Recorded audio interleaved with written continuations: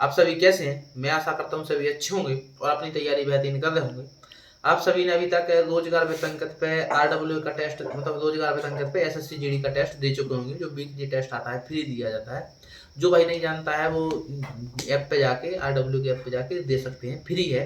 Her Sunday to Sunday free test आता है, सुबह 6 बजे आ जाता है। उसको लगाया होगा बहुत सारे भाइयों ने, अभी तक लगभग लगभग कितने 24,000 बच्चों ने लगा लिया है। तो हमने भी थोड़ा लगाया था, सेट लगाया था अभी।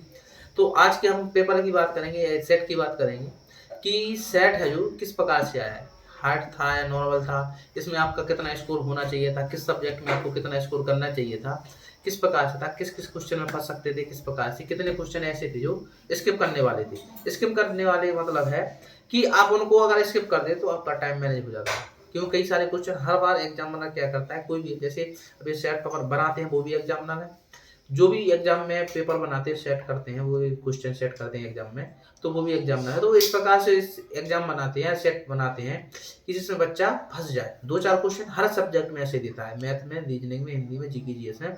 उसी प्रकार से इनके सेट में भी 2-3 क्वेश्चन ऐसे थे हर सब्जेक्ट के कि उसमें बच्चा फंस सकता था।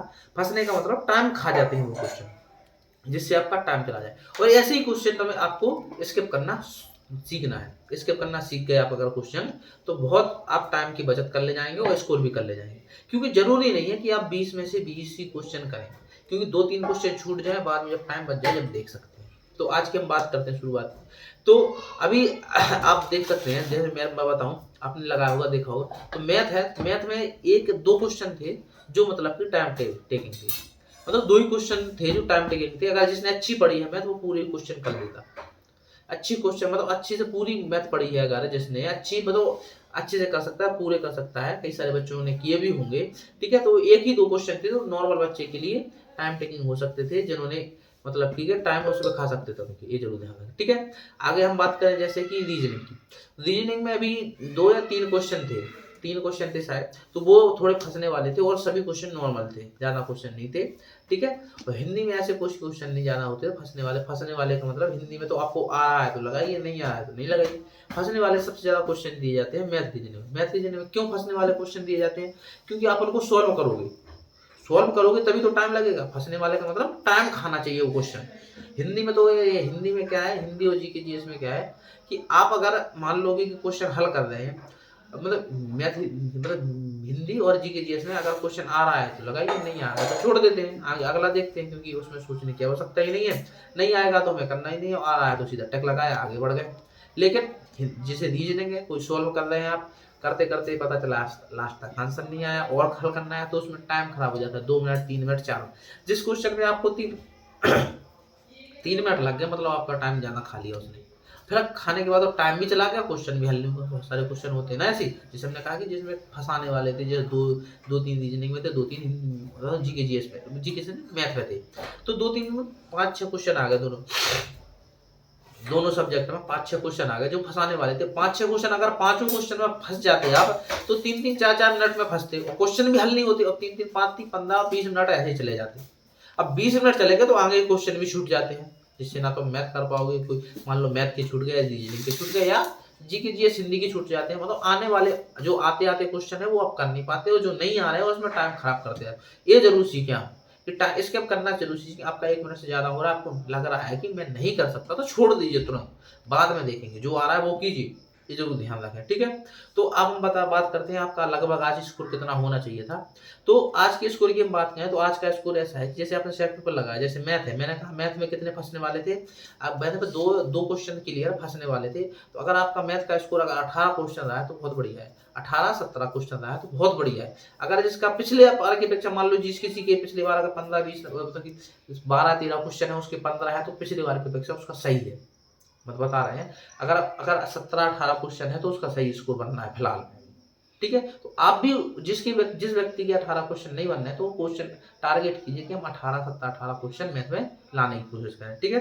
अब हम रीजनिंग की बात करें तो रीजनिंग में भी 3 क्वेश्चन की समथिंग जो फंसने वाले थे वो छोड़ दें। कितने बचे? 17 तो नॉर्मल स्कोर होना चाहिए रीजनिंग का आज का। कई सारे बच्चों का 20 का भी होगा। फिर रीजनिंग की ऐसी चीज है ना कि रीजनिंग में आप फंसेंगे, लेकिन कई सारे बच्चों को क्या होता है कि दिमाग में जो क्वेश्चन आ जाएगा, हाँ ऐसा हो सकता है, मान लो कॉन्सेप्ट कोई भी लग जाए। हाँ, मैं जैसे मैं कर रहा हूँ क्वेश्चन कोई भी, अब कोई सरल से सरल क्वेश्चन मेरे माइंड में नहीं सेट हुआ कि यार ऐसा कॉन्सेप्ट लग सकता है, और भाई कोई भी आया पढ़ने, अगर आप बैठा है, कोई भी साथी बैठा है आपका और उसने देखा क्वेश्चन, उसके माइंड में आ गया कि ऐसी ट्रक लग सकती है इसमें, तो तुरंत हल हो जाएगा। रीजनिंग इस प्रकार से हल होती है। ठीक है, तो एक चीज होती है, साइलेंट कर देना। ठीक है, अब हम बात करें हिंदी की, तो हिंदी में आज का स्कोर कितना होना चाहिए था? तो हिंदी में आज का स्कोर है जो कम से कम 20 से 20 18, मतलब 20 नहीं, 20 में से 18 या 19 नंबर तो क्लियर होने चाहिए, क्योंकि एक दो क्वेश्चन थे जो थोड़े गलत होने वाले थे, हो सकते थे, वो भी केस में जो आपका वो आता है ना रिक्त स्थान भरने वाला, उसमें हो सकते थे। तो 18-19 क्वेश्चन रीजनिंग में थे, तो इतने आप कर रहे हैं तो बहुत बढ़िया रीजनिंग में स्कोर है। रीजनिंग में तो आसपास 20 के आसपास ही स्कोर रहता है, हमेशा रहना भी चाहिए, जरूर ध्यान रखें।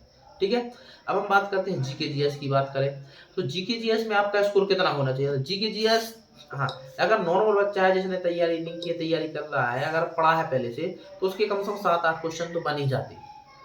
अगर अच्छे से पढ़ रहा है उसकी तो 10 या 12 क्वेश्चन नॉर्मल है, नॉर्मल आने चाहिए थे, 10-12 क्वेश्चन सही होने चाहिए थे जीके जीएस में। जो सिलेक्शन लेने वाला है अभी तक इस अगर ऐसा एग्जाम आता तो उसमें सिलेक्शन लेने के लिए इतने ही क्वेश्चन होने चाहिए सर, सही, कि मैथ में 18 होने चाहिए, रीजनिंग में भी 18 होने चाहिए, 18 में 36 क्वेश्चन हो गए, समझ रहा बात को। अब हमने हिंदी में भी बताए 18 लगभग, तो 18 36 18 54, अगर 12 क्वेश्चन किसमें बैठ गए आपके 12 क्वेश्चन जीके जीएस के बताए, कितने हो गए? 54 12 कितने हो गए? 66 हो गए। 66 हो गए। मान लो कि आपके 10 भी क्वेश्चन गलत करते तो 10 के कितने हो गए? आपके 10 के हो गए आधे कटते नंबर, तो मतलब कि 66 दूनी 132, आपके नंबर कितने बचे? अब 127 नंबर बचे। 127 नंबर पर क्लियर सिलेक्शन हो जाएगा। इसकी बात करना, 127 पे आपका सिलेक्शन हो जाएगा। ये 2 मार्क है। अब इसके आगे नॉर्मलाइजेशन भी होगा, आपको 5 नंबर का मिल रहा है, 7 नंबर का मिल रहा है, 10 का मिल रहा है, 15 का मिल रहा है, वो आगे बात है, क्योंकि मिनट का खेला होता है, नॉर्मलाइजेशन पे भी होता है बहुत सारा मिनट का खेला का मतलब मिनट बनने पिछली बार बड़ी क्यों ज्यादा था? क्योंकि नॉर्मलाइजेशन बहुत सारा मिला था, 15-15 नंबर की मिली थी, 20-20 नंबर की नॉर्मलाइजेशन मिली थी, किसी को 8-8 नंबर का, किसी को ऐसा नहीं है कि 5 नंबर से कम, 5 नंबर से ज्यादा ही नॉर्मलाइजेशन मिला था सबको, इसलिए ज्यादा मिनट और थोड़ा पेपर सरल भी आया था और पिछली की बार की अपेक्षा। तो भाई मिनट का ही हो जाता नहीं, एग्जाम में मिनट का नंबर का आने का होता है, एग्जाम के ऊपर डिपेंड करता है कि एग्जाम कैसा आ रहा था। आज का पेपर की बात करें आरडब्ल्यू की, आरडब्ल्यू का पेपर नॉर्मल था, आज का पेपर ज्यादा कठिन नहीं था। आज की मैंने स्कोर की बता दी, अगर आपका इतना स्कोर बनना है कि आसपास बनना है, थोड़ा कम थोड़ा ज्यादा, तो आपका स्कोर बहुत बढ़िया है। अगर इससे मतलब 60 के करीब बनना है, आपके 60 क्वेश्चन सही हैं, तो और बढ़ाने की कोशिश कीजिए, क्योंकि आप जब 60 बना ले रहे हैं तो आप 65 भी बना सकते हैं। कोई 50 बना रहा है तो वो 56-50, अब तो अगले एग्जाम में मतलब अगले संडे को बढ़ाने की कोशिश कीजिए कि हम 2-4-6 क्वेश्चन आगे बढ़ाएं जरूर, और टाइम मैनेजमेंट जरूर कीजिए। इस बार आप जरूर बताएं कमेंट बॉक्स में लिख के कि आज आपको सेट पर लगाने में कितना टाइम लगा, क्योंकि टाइम की बहुत वो होती है कि टाइम से अगर नहीं यहाँ पर नहीं लगा पाए तो एग्जाम हॉल में आप 60 मिनट में 80 क्वेश्चन नहीं कर पाएंगे, जरूर ध्यान रखिए। और आप किस किस प्लेटफॉर्म पे सेट पेपर लगाते हैं, ऑफलाइन लगाते हैं, ऑनलाइन लगाते हैं, ये जरूर बताएं। जैसे जो आपको अच्छा लगता हो उसके बारे में बताएं, थोड़ा मैं भी देखूंगा, मुझे भी कुछ प्लेटफॉर्म के बारे में नहीं पता होगा तो आप उसके बारे में भी बताइए, कमेंट में बताइए कि सर मैं टेक्स्ट बॉक्स तो लगाता हूँ, मैं यहाँ से लगाता हूँ, कोई नए प्लेटफॉर्म हो जो अच्छा कंटेंट दे रहा होगा। भाई दो बच्चों को अच्छी चीज मिलनी चाहिए, मेन चीज है। जैसे आप अकेले ले रहे हैं तो 2-4 बच्चों को और बताइए कि इससे भी पढ़िए आप। जैसे कोई अच्छा है, कोई प्लेटफॉर्म है वो भी वीकली लगवाता होगा, अच्छा कंटेंट देता होगा, तो वो भी वही बच्चों को भी बताया जाएगा। क्योंकि दो सेट पेपर अकेला एक लगाने से कुछ नहीं होता, संडे टू संडे ऐसे संडे रोज अगर एक एक लगा रहे, सिलेबस आपका पूरा हो चुका है तो बहुत बढ़िया है, लगाइए, बहुत अच्छा है सेट पेपर लगाना। लेकिन सेट पेपर कब लगाना अच्छा है? जब आपका सिलेबस हो चुका हो। मान लो आपका सिलेबस पूरा नहीं हुआ है और आप सेट पेपर लगाएं तो आपके नंबर भी नहीं आएंगे, नंबर नहीं आएंगे तो डिमोटिवेट होंगे, और डिमोटिवेट होंगे तो आपको पढ़ने का मन नहीं करेगा, ना तो सेट पेपर लगाने का मन करेगा, ये जरूर ध्यान रखें। तो आप आगे कमेंट बॉक्स में बताइए कि आप किस प्लेटफॉर्म से पढ़ रहे हैं, किस प्लेटफॉर्म पे आप सेट पेपर लगा रहे हैं। 2 प्लेटफॉर्म को छोड़ के, आरडब्ल्यू को छोड़ के और टेक्स्ट बुक को छोड़ के, इसके अलावा और कोई जो अलग प्लेटफॉर्म पे लगाया वो जरूर बताएं।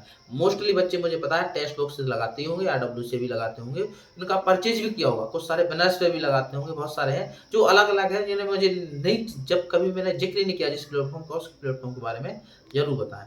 ठीक है, अगली वीडियो हम किस टॉपिक पर लगाएं इसके बारे में बताएं आप कमेंट बॉक्स में। ठीक है, और कोई भी डाउट हो आप सभी को तो हमारी इंस्टाग्राम आईडी पे जाके वहाँ पे हमसे कोई भी डाउट पूछ सकते हैं। उसकी लिंक है, इंस्टाग्राम आईडी की लिंक डिस्क्रिप्शन में डाल देंगे और कमेंट बॉक्स में पिन भी कर देंगे। ठीक है, अब हम मिलेंगे नेक्स्ट वीडियो में। जय हिंद दोस्तों, बाय बाय।